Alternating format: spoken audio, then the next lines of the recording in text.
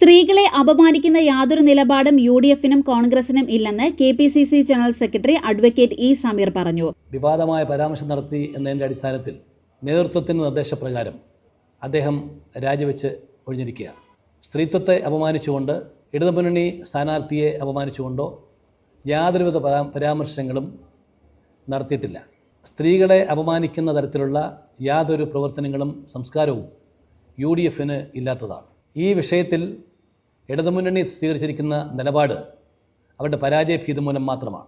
എന്നാൽ കഴിഞ്ഞ കാലങ്ങളിൽ ഇടതുമുന്നണി സ്ഥാനാർത്ഥി MLA ആയിരിക്കെ നടത്തിയ ചില പരാമർശങ്ങൾ സർവ്വ മേഖലകളിലും പാലിക്കേണ്ട ഒരു ജനപ്രതിനിധി പാലിക്കേണ്ട മര്യാദകളൊക്കെ ലംഘിച്ചുകൊണ്ടാണ് നടത്തിയിട്ടുള്ളത്. നമുക്ക് ഏവർക്കും അറിയാവുന്നതുപോലെ പത്രക്കാരെക്കുറിച്ച് അവർ മാധ്യമപ്രവർത്തകർ മാംസം ഭക്ഷിക്കുന്നതാണ് നല്ലത് എന്നുള്ള പ്രസ്താവന നമ്മളാരും മറന്നിട്ടില്ല.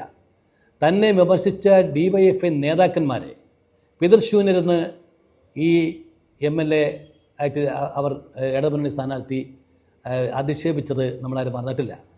ഒടുവിൽ അവരുടെ മകൻ ഒരു കേസിൽപ്പെട്ടപ്പോൾ ആ കേസിൽ അകപ്പെട്ടതിനെക്കുറിച്ച് ഒരു ദൃശ്യമാധ്യമത്തിൽ വാർത്ത വന്നപ്പോൾ ആ ലേഖകനെ ജാതിയുടെ പേര് പറഞ്ഞ് വർഗീയവാദി ആണെന്ന് പറഞ്ഞ് തീവ്രവാദി എന്ന് പറഞ്ഞ് മുദ്രകുത്തി ചാപ്പകുത്തി അധിക്ഷേപിച്ചതും നമ്മളാരും മറന്നിട്ടില്ല.